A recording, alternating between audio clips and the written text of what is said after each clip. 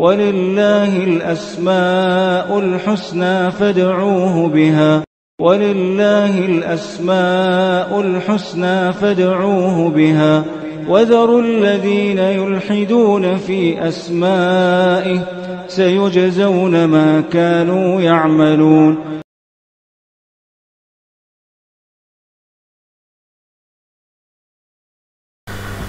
بسم اللہ الرحمن الرحیم. الحمد للہ رب العالمین وبہ نستعین وصلی اللہ وسلم علی سید الانبیاء والمرسلین وعلی آلہ واصحابہ اجمعین ومن تبعہم بإحسان الی یوم الدین. اما بعد. اللہ سبحانہ وتعالیٰ کی صفات علیہ سے متعلق کم و بیش 2.5 سال سے جو دروس دیے جا رہے ہیں، ان دروس کے لیے یہ ضروری ہے کہ اللہ سبحانہ وتعالیٰ کی صفات سے متعلق، اللہ سبحانہ وتعالیٰ کی اسماء حسنہ سے متعلق جو قواعد ہیں اس کے، وہ قواعد پیش نظر ہوں، تو پھر اللہ سبحانہ وتعالیٰ کے اسماء حسنہ کو، اس کے صفات علیہ کو پڑھتے ہوئے جو ہے صحیح معنی، صحیح مفہوم معلوم ہوتا ہے. ان قواعد کے بغیر پڑھیں گے تو پھر ایک عام تعارف ہوگا، اہل السنہ والجماعہ کی اصول و ضوابط کی روشنی میں پڑھنے والی بات نہ ہوگی. اس ماہ کے اوائل میں، ربیع الاخر کے بالکل اوائل میں، اللہ سبحانہ وتعالیٰ کے اسماء حسنہ میں سے الوارث ہم نے پڑھا تھا، اس کا ایک سرسری طور پر، اور پچھلے چند دنوں میں درست نہیں ہوئے تھے، تو اس کا جو تتمہ ہے، آخری حصہ ہے، بقیہ ہے، وہ آج میں آپ کے سامنے رکھوں گا انشاءاللہ. گزشتہ درس میں جو باتیں تھیں، 1 آدھ منٹ میں اختصار کے ساتھ، وہ یہ تاکہ ایک ربط رہے آج کے درس کو سمجھنے کے لیے، کہ اللہ سبحانہ وتعالیٰ کا جو ایک اسم ہے الوارث ہو، یہ اللہ سبحانہ وتعالیٰ کی ایک ذاتی صفت ہے، اور اللہ سبحانہ وتعالیٰ کا یہ ایک اسم بھی ہے الوارث، اور اسی سے اللہ کی صفت بھی بنتی ہے. اس کا جو معنی ہے وہ یہ ہے، جیسے ہم اپنے انسان ہونے کے اعتبار سے جو ہم سمجھتے ہیں کہ کسی کے مال کے ہم وارث بنتے ہیں وغیرہ، کسی کا مال منتقل ہو کر ہمارے پاس آ جاتا ہے اپنے سے پہلے والوں کا. اللہ سبحانہ وتعالیٰ کے لیے الوارث جب کہتے ہیں تو یعنی یہ کہ الباقی الدائم، یعنی اللہ کی ذات وہ جو ہمیشہ رہنے والی ذات ہے. انسان ختم ہو جائیں گے، یہ دنیا ختم ہو جائے گی، سب چیزیں لوٹ کے اللہ ہی کی طرف جاتی ہیں، کیونکہ اللہ تعالیٰ الوارث ہے. اس سلسلے میں کئی باتیں ہمارے سامنے آئی تھیں، اور اللہ سبحانہ وتعالیٰ کا جو اسم ہے الوارث، اس کے اندر کتنی وسعت ہے. ایک تو اللہ تعالیٰ الوارث ہے کہ الباقی ہے، یعنی ہمیشہ باقی رہنے والی ذات ہے. اللہ تعالیٰ الوارث ہے، اس کا مطلب یہ ہے کہ سب اللہ کی طرف لوٹ کے آنے والے ہیں، سب چیزیں اللہ ہی کی ملکیت میں آئیں گی، اللہ ہی کی ملکیت ہی میں ہیں. اللہ نے وقتی طور پر جو کسی کو عطا کی ہیں وہ لوٹ کے اللہ ہی کے پاس آئیں گی. اس معنی میں اللہ سبحانہ وتعالیٰ الوارث ہے. اللہ سبحانہ وتعالیٰ الوارث ہے اس اعتبار سے بھی کہ اس دنیا کے اندر اللہ سبحانہ وتعالیٰ مال کے اعتبار سے، زمین کے اعتبار سے ایک دوسرے کو وارث بناتے رہتا ہے. آج ایک زمین کا کوئی مالک ہے، حکومتی طور پر آج کوئی حکومت کر رہا ہے، پھر اللہ سبحانہ وتعالیٰ اس حکومت کا کسی اور کو دے دیتا ہے، کسی اور کی وراثت میں دے دیتا ہے. اس معنی بھی اللہ رب العالمین وارث ہے. تفصیلی بات گزر چکی ہے، پچھلے والے درس میں آپ سن سکتے ہیں. آج کے درس میں جو بتلانا ہے وہ یہ کہ اللہ سبحانہ وتعالیٰ الوارث ہے اس اعتبار سے بھی کہ جو لوگ اللہ سبحانہ وتعالیٰ کی عبادت کرتے ہیں، اللہ کے دین کو قبول کرتے ہیں، اور اللہ کے فضل سے، تو اللہ تعالیٰ انہیں جنت کا وارث بناتا ہے، یعنی جنت ان کی ملکیت میں دیتا ہے. اللہ سبحانہ وتعالیٰ جنت کو ان کی وراثت میں دیتا ہے، ان کی ملکیت میں دے دیتا ہے. جس طرح سے ایک بیٹا اپنے باپ کے مال کو بطور وراثت کے حاصل کرتا ہے، اللہ سبحانہ وتعالیٰ الوارث ہے، یعنی اللہ سبحانہ وتعالیٰ جنت کو ایک مومن کی وراثت میں عطا کرتا ہے، اس کی ملکیت میں عطا کر دیتا ہے. اللہ سبحانہ وتعالیٰ نے اس طرح کی تعبیر کو قرآن مجید میں کئی جگہ پر بیان فرمایا ہے. مثال کے طور پر قرآن مجید میں ایک سورہ ہے سورۃ مریم. اللہ تعالیٰ نے جب جنت کا ذکر فرمایا اہل ایمان کا، تو اللہ تعالیٰ نے کہا جنات عدن التی وعد الرحمن عبادہ بالغیب انہ کان وعدہ مأتیا، کہ اللہ سبحانہ و تعالیٰ نے جو اپنے نیک بندوں سے جنت کا وعدہ کر رکھا ہے، اور یہ وہ وعدہ ہے جو ہماری نظروں سے اوجھل ہے، ہمیں دکھائی نہیں دیتی ہے وہ مخلوق جنت، لیکن انہ کان وعدہ مأتیا، اللہ سبحانہ و تعالیٰ کا یہ وعدہ ہو کر کے رہے گا۔ جب ایک شخص جنت میں چلا جائے گا تو اللہ تعالیٰ نے جنت کے اوصاف اور جنت کی صفتیں بتلائی ہیں کہ لا يسمعون فيها لغوا الا سلاما ولهم رزقهم فيها بكرة وعشيا تلك الجنة التي نورث من عبادنا من كان تقيا۔ اللہ تعالیٰ نے کہا کہ وہاں کوئی لغو بات نہیں سنیں گے، کوئی بیکار کی بات نہیں ہوگی، صرف وہ چیز ہوگی جو کہ سلامتی ہے، سلام ایک دوسرے کو سلام کریں گے، سلامتی والی بات ہوگی، اور صبح شام ان کے لیے اللہ سبحانہ و تعالیٰ کی طرف سے روزی روٹی ہوگی۔ اللہ نے کہا کہ تلک الجنہ، یہ وہ جنت ہے، التی نورث من عبادنا من کان تقیا، ہمارے نیک بندوں کو ہم بطور وراثت کے عطا کرتے ہیں، یعنی ان کو ہم ان کی ملکیت میں دے دیتے ہیں۔ اب یہ چیز ان کی ملکیت میں ہوگی، لفظ دیکھیں جو لفظ اللہ نے استعمال فرمایا، کہا کہ نورث من عبادنا من کان تقیا۔ اللہ تعالیٰ نے سورۃ الاعراف میں ایک طویل آیت ہے، 3-4 سطروں پر ہے وہ مشتمل آیت، اس آیت میں اللہ تعالیٰ نے جنت کا، جنتیوں کا ذکر فرمایا۔ اللہ تعالیٰ نے کہا وَنُودُوا أَن تِلْكُمُ الْجَنَّةُ أُورِثْتُمُوهَا بِمَا كُنْتُمْ تَعْمَلُونَ، کہ جنتی لوگ جب جنت میں چلے جائیں گے تو اللہ تعالیٰ کی طرف سے ایک آواز دی جائے گی، ایک اعلان کروایا جائے گا کہ یہ جنت ہے جس کے اب تم وارث ہو، یہ تمہارے اعمال کی وجہ سے، اب تم وارث ہو اس کے، یعنی اب یہ تمہاری ملکیت میں ہوگی یہ چیز۔ اللہ سبحانہ و تعالیٰ نے سورہ زخرف میں فرمایا ادخلوا الجنت انتم وازواجکم تحبرون یطاف علیہم بصحاف من ذہب واکواب وفیہا ما تشتہیہ الانفس وتلذ الاعین وانتم فیہا خالدون وتلک الجنہ التی اورثتموہا بما کنتم تعملون۔ ان آیات میں بھی اللہ سبحانہ و تعالیٰ نے جنت کو، یعنی جو ایک مسلمان کو، ایک مومن کو جو اللہ عطا کرتا ہے، اس کے لیے وراثت ہی کا لفظ استعمال فرمایا کہ اب یہ ان کی ملکیت میں رہے گی چیز۔ اب دیکھیے ان پوری آیات میں جو اللہ سبحانہ و تعالیٰ نے جنت کو ایک مسلمان کو دینے کے لیے جو وراثت کا جو لفظ استعمال فرمایا، وہ ایک خاص معنی رکھتا ہے، خاص معنی رکھتا ہے۔ کس معنی میں؟ اب دیکھیے آپ، اللہ رب العالمین نے سورہ زمر میں بیان فرمایا وَسِيقَ الَّذِينَ اتَّقَوْا رَبَّهُمْ إِلَى الْجَنَّةِ زُمَرًا حَتَّى إِذَا جَاءُوهَا وَفُتِحَتْ أَبْوَابُهَا وَقَالَ لَهُمْ خَزَنَتُهَا سَلَامٌ عَلَيْكُمْ طِبْتُمْ فَادْخُلُوهَا خَالِدِينَ۔ جب جنتیوں کو جنت میں لے جایا جائے گا تو جنت میں چلے جانے کے بعد جنتی لوگوں کی جو گفتگو ہوگی، ان کے جو تأثرات ہوں گے، کیا ہوں گی؟ اللہ تعالیٰ نے فرمایا وَقَالُوا الْحَمْدُ لِلَّهِ الَّذِي صَدَقَنَا وَعْدَهُ، کہ تمام تعریفیں اللہ کی ہیں جس نے اپنے وعدے کو پورا فرمایا۔ وَأَوْرَثَنَا الْأَرْضَ، اور زمین کو ہماری وراثت میں عطا فرمایا، یعنی یہ جو جنت ہے اب یہ جنت کو اللہ نے ہماری ملکیت میں عطا کی، یعنی کسی اور کی تھی کیا وہ جو اللہ نے ہماری ملکیت میں دی؟ ابھی ایسی ہی ہے، ایسی ہی ہے، کیونکہ یہ لفظ بتلا رہا ہے وَأَوْرَثَنَا الْأَرْضَ، اللہ نے اس جنت کو ہماری وراثت میں، یعنی ہم کو وراثت کے طور پر دی ہے، اب ہماری ملکیت میں دی ہے، تو کیا وہ کسی اور کے نام پہ تھی کیا؟ ہاں کسی اور کے نام پہ تھی وہ جو اللہ نے ہماری ملکیت میں دی ہے۔ کیسے؟ ایک حدیث سناتا ہوں میں آپ کو، پہلے اس آیت کریمہ کو پڑھ لیتے ہیں۔ وَأَوْرَثَنَا الْأَرْضَ نَتَبَوَّأُ مِنَ الْجَنَّةِ حَيْثُ نَشَاءُ فَنِعْمَ أَجْرُ الْعَامِلِينَ۔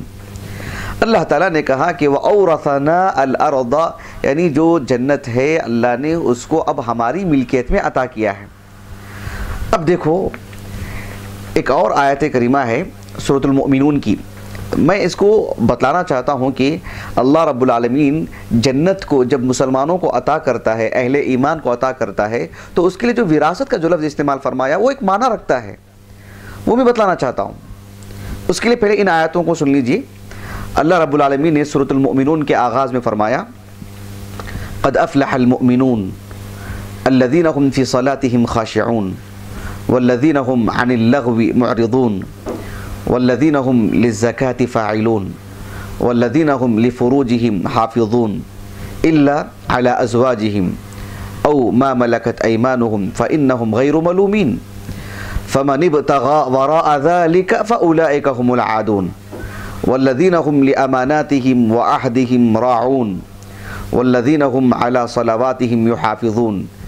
ان آیات میں اللہ رب العالمین نے اہل ایمان کے اوصاف بتلائے ہیں۔ آپ مراجعہ کر لیجئے، سورۃ المؤمنون کا آغاز پڑھ لیجئے، اس کا ترجمہ مفہوم سب آپ کو مل جائے گا انشاءاللہ۔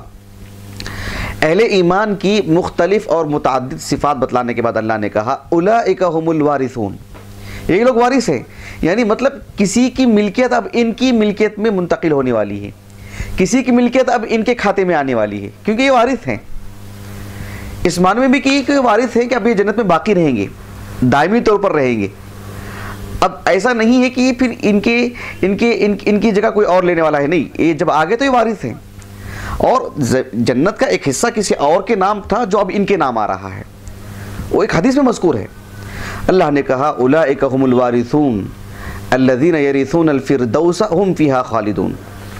جنت میں ہر ایک مومن کا اس کا اپنا ایک حصہ ہے جو اسی کو مل کے رہے گا۔ ایک مومن کا حصہ دوسرے کو تو نہیں ملے گا نا، اس کا اپنا ایک حصہ رہے گا۔ تو یہ وراثت جنت کے لیے جو لفظ آیا ہے کس معنی میں؟ ایک حدیث آتی ہے سنن ابن ماجہ کی کتاب الزہد، امام ابن ماجہ رحمہ اللہ نے باب قائم کیا، باب صفت الجنہ، 4341 حدیث نمبر ہے۔ شیخ البانی رحمہ اللہ نے اس حدیث کو صحیح کہا۔ اب حدیث دیکھیے، ابو ہریرہ رضی اللہ عنہ کہتے ہیں رسول اللہ صلی اللہ علیہ وسلم نے فرمایا ما منکم من احد الا له منزلان، تم میں کا جو بھی شخص ہے دنیا کے اندر جتنے بھی لوگ ہیں سب کے دو جگہیں ہیں، اللہ نے سب کے دو جگہیں رکھی ہیں۔ الا له منزلان، دنیا میں جتنے بھی لوگ ہیں آدم علیہ السلام سے لے کر قیامت تک آنے والے جتنے بھی افراد ہیں سب کی اللہ رب العالمین نے دونوں جگہیں رکھی ہیں، ایک جگہ جنت میں ایک جگہ جہنم میں، سب کی یہ حدیث مبارکہ ہے۔ آپ علیہ السلام نے فرمایا منزل فی الجنہ و منزل فی النار، ہر شخص کی ایک جگہ جنت میں ہے ایک جگہ جہنم میں بھی، ہر شخص کی۔ فَإِذَا مَاتَ فَدَخَلَ النَّارِ وَرِثَ أَهْلُ الْجَنَّةِ مَنْزِلَهُ، ایک شخص کافر ہے اس کی جگہ جنت میں بھی ہوتی ہے، ایک شخص کفر کی حالت ہی میں مر گیا ہے وہ جہنم میں جائے گا، اور اس کی جو جگہ جنت میں تھی ایک مسلمان کو وراثت میں وہ چیز ملے گی، وہ جنت، وہ جگہ۔ اہل جہنم زیادہ ہیں اہل جنت کے مقابل، وَلَقَدْ ذَرَأْنَا لِجَهَنَّمَ كَثِيرًا مِنَ الْجِنِّ وَالْإِنسِ، اکثر جن اور انس جہنم میں جائیں گے۔ بات واضح ہو رہی؟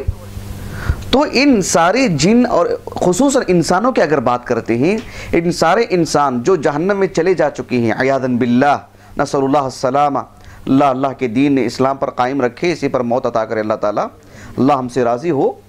تو جو لوگ جہنم میں ہوں گے، جہنم میں جائیں گے، کفر کے حالت میں مریں گے، تو ان کی ایک جگہ منزل فی الجنہ، ان کی ایک جگہ ہے جنت میں، انہی کے نام کی۔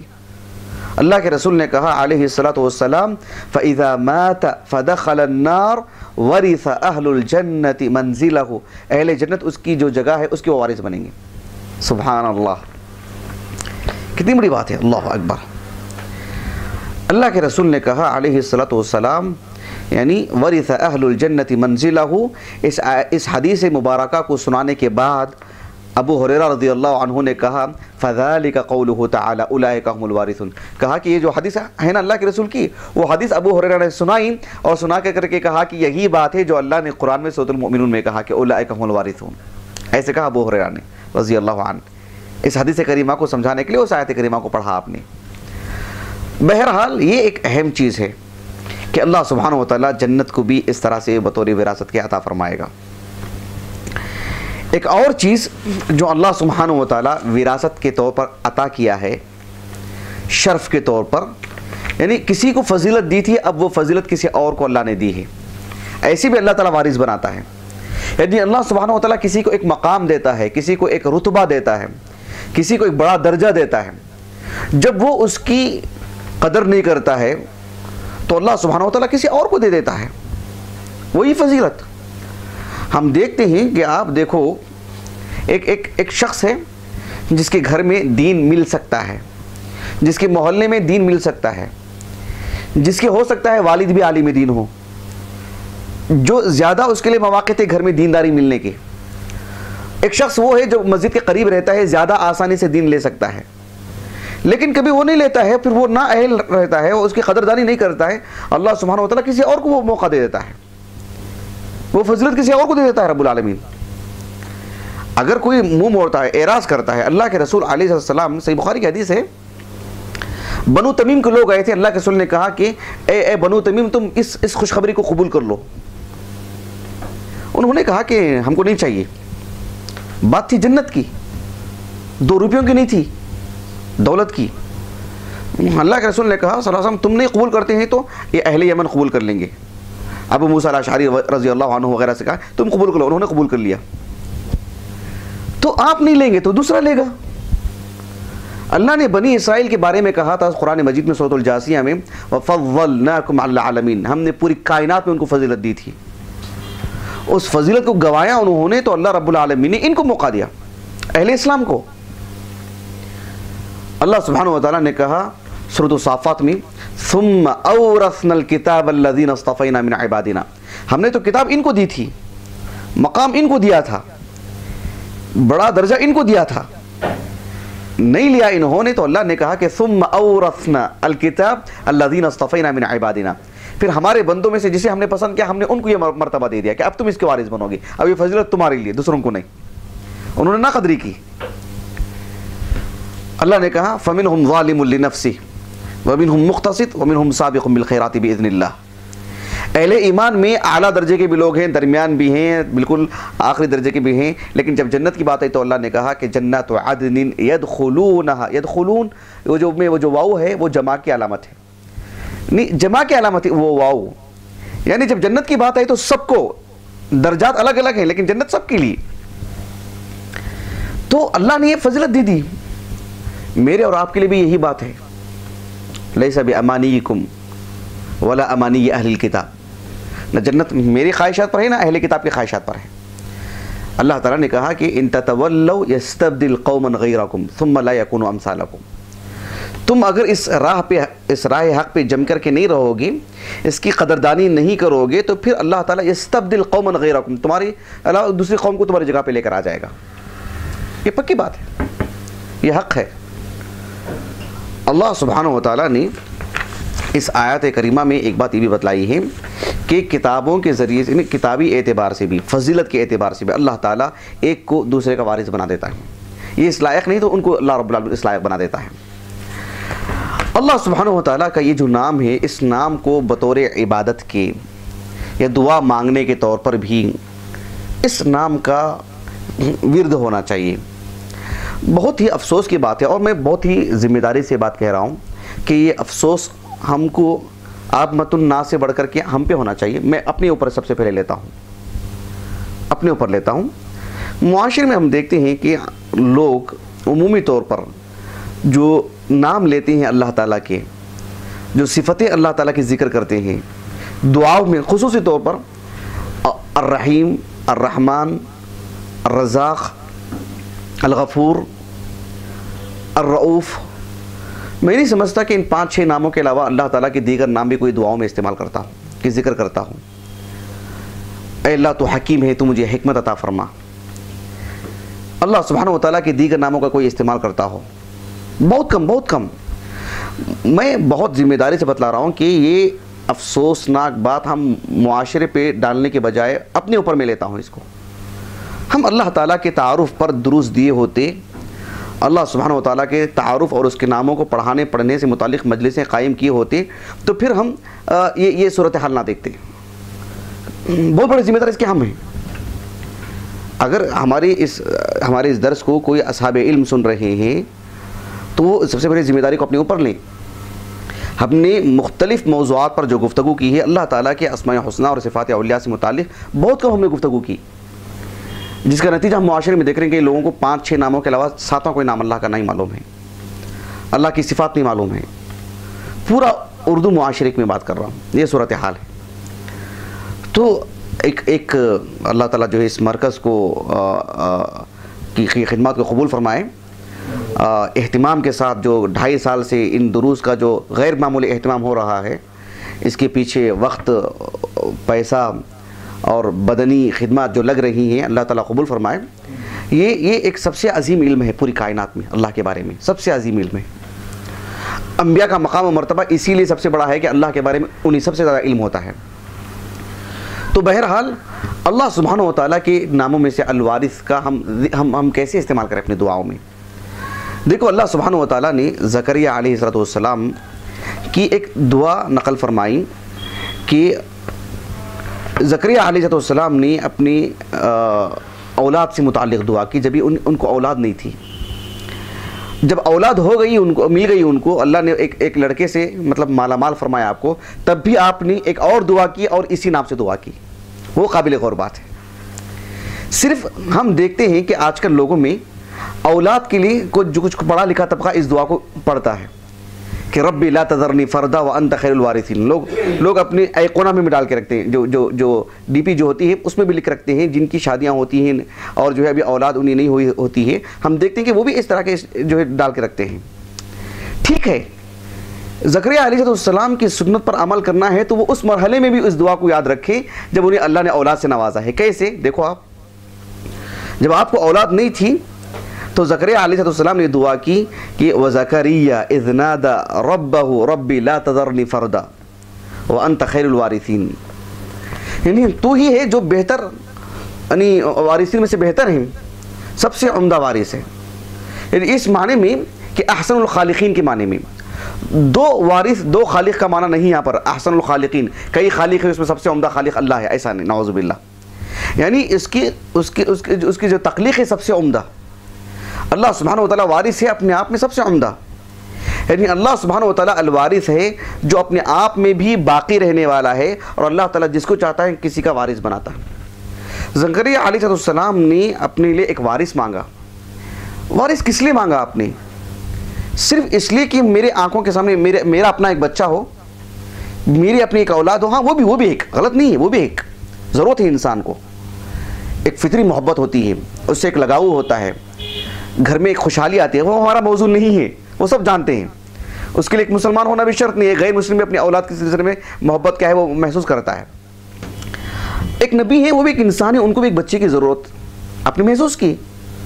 لیکن اس اسٹیج پر آ کر کے جو آپ نے اللہ سے جو اولاد مانگی ہے، صرف گھر میں ایک بچے کے طور پر نہیں، وہ بھی ایک چیز ہے یقیناً، لیکن ان کی ایک دوسری دعا ہے. اس سے معلوم ہوتا ہے کہ ان کا کیا مقصد تھا دعا کا. کہا کہ ربی لا تذرنی فردا وانت خیر الوارثین. زکریا علیہ السلام کا جو بہت ہی عظیم مقصود ہے صرف ایک دنیا کی حد تک نہیں تھا کہ مجھے ایک بچہ ہو آخری عمر میں چند دنوں کے لیے، اور ان کے پاس کوئی وراثت بھی، کوئی مال و دولت بھی نہیں کہ اپنا کسی کو وارث بنا کے جائیں. نہ کوئی جائیداد، نہ کوئی زمین. نجار تھے آپ، ایک کارپینٹر تھے آپ معاشرتی زندگی میں. کوئی بہت بڑی دولت نہیں آپ کے پاس کہ جس کی وجہ سے آپ کو ایک فکر مند ہو جائیں آپ کی میرے لیے ایک اولاد ہو. آپ نے ایک بچے کے طور پر جو آپ کو ایک خواہش تھی ایک لڑکا ہو، آپ کی اس دعا میں جو بہت بڑی جو چیز تھی، جو مقصود تھی آپ کو جو چیز، وہ اللہ تعالیٰ نے ایک اور جگہ پر بیان فرمایا ہے. میں اپنی علم کی بات کر رہا ہوں. میں نے بہت کم ایسے یہ بات سننے کو جو ہے مجھے ملی ہے، یا مجھے جو مطلب لوگوں میں کبھی ہم نے ایسے محسوس جو ہم نے کیا ہے، کبھی نہیں کیا محسوس ہم نے ایسے کہ لوگ وراثت سے متعلق زکریا علیہ السلام کی دعا کو نقل کرتے ہوئے، پڑھتے ہوئے یہ مقصود رکھتے ہوں جو زکریا کو مقصود تھا علیہ السلام، جو نبی کو مقصود تھا. نبی کو مقصود صرف ایک لڑکے سے متعلق بات نہیں تھی. زکریا علیہ السلام کو جو مقصود تھا وہاں پر کہ ربی لا تذرنی فردا وانت خیر الوارثین، خود اللہ نے دوسرے مقام پر آپ کے مقصود کو بیان کیا. اللہ رب العالمین نے سورہ مریم کا آغاز دیکھیں آپ. اللہ تعالیٰ نے کہا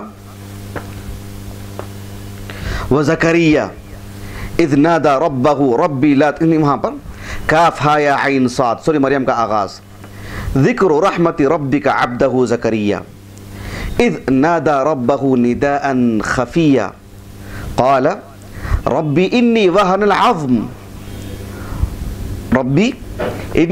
العظم منی واشتعل الرأس شیبا ولم اکن بدعائک رب شقیا وانی خفت الموالی من ورائی وکانت امرأتی عاقرا فہب لی من لدنک ولیا۔ اب ان آیات کا ترجمہ دیکھ لیجئے ورنہ کافی طول اختیار کر جائے گا۔ زکریا علیہ السلام نے اللہ سے جب ایک لڑکے کو مانگا، کہا کہ فہب لی من لدنک ولیا، وہ میرے لیے کیوں؟ کہا کہ یرثنی ویرث من آل یعقوب، اے اللہ تاکہ وہ میرے علم کا اور آل یعقوب علیہ السلام، اسحاق علیہ السلام، یوسف علیہ السلام، ان کے خانوادہ کی، ان کے خاندان کے دیگر انبیاء، ان کے علم کا یہ وارث بن جائے، تاکہ ضلالت، گمراہی، اندھیرا، تاریکی اور یہ سب چیزوں سے متعلق نمٹنے والا بن جائے۔ جو نبوت ہے، جو علم ہے، جو توحید کا جو پرچار کرنا ہے، وہ چیز مجھ پہ آ کے ختم نہ ہو جائے، اس کے بعد بھی وہ سلسلہ رہے، یہ چیز تھی۔ کہا کہ یرثنی، وہ میرا وارث بن جائے، وَيَرِثُ مِنْ آلِ یعقوب، اور اے اللہ جو مجھے اولاد عطا کرے گا، وَجَعَلْهُ رَبِّ رَضِيًّا، اے اللہ تو اس کو راضی بنا دے، یعنی اس علم کو قبول کرنے والا بنا دے۔ کیا مطلب ہے؟ یعنی کئی ماں باپ کو ہم دیکھتے ہیں کہ وہ چاہتے ہیں کہ میرا بچہ حافظ بن جائے، میرا بچہ عالم بن جائے، لیکن بن نہیں پاتا، وہ کیوں؟ اللہ کا ارادہ نہیں ہوتا اس پہ، ماں باپ کا ارادہ ہے، اللہ کا ارادہ نہیں۔ تو یہ دعا کی کہ اے اللہ میرے بچے کو بھی اس کے لیے راضی کر دے، مطلب اس کا دل مائل کر دے، اس کے دل میں بھی محبت آ جائے۔ میں نے اتنی جو آخری عمر میں مطلب اس نبوت کو آگے بڑھانے کے لیے، اس علم کو آگے بڑھانے کے لیے، نبوت آگے بڑھنے والی چیز ایسی نہیں ہے کہ وہ جو ہے وہ بچوں میں پہنچ جائے۔ کہا کہ یہ علم، یہ نبوت ایک میرے بچے کو بھی عطا فرما، تاکہ یہ مشن آگے بڑھے، تاکہ یہ چیز آگے بڑھے، تاکہ وہ میرے اور آل یعقوب کے علم کا وارث بنے، اور اس بچے کے دل کو بھی تو راضی کر دے، مطلب اس کے دل میں بھی میلان آ جائے، وہ بھی لپک کے لے اس بات کو۔ ایسا نہ ہو کہ میری تو خواہش ہے اور اس کی خواہش نہ ہو، ایسا نہ ہو، جیسے عمومی طور ہم معاشرے میں دیکھتے ہیں، ماں باپ کی خواہش ہوتی ہے اور بچے نہیں پڑھ پاتے ہیں۔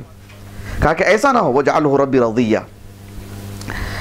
تو یہ ایک اہم چیز ہے جو زکریا علیہ السلام کی دعا میں تھی۔ میں بس یہ کہنا چاہ رہا ہوں کہ ہم ایک عام کفار کی طرح، عام انسانوں کی طرح صرف اس حد تک ایک وقتی طور پر ہم ایک بچے کے لیے اللہ سے نہ مانگیں، ورنہ اولاد تو اللہ سب کو عطا کرتا ہے۔ زکریا علیہ السلام کا مقصود اس دعا سے اللہ کا اس نام لے کر کے صرف ایک دو دن کے لیے ایک بچہ چاہیے مجھے، وہ مقصود نہیں تھا آپ کا۔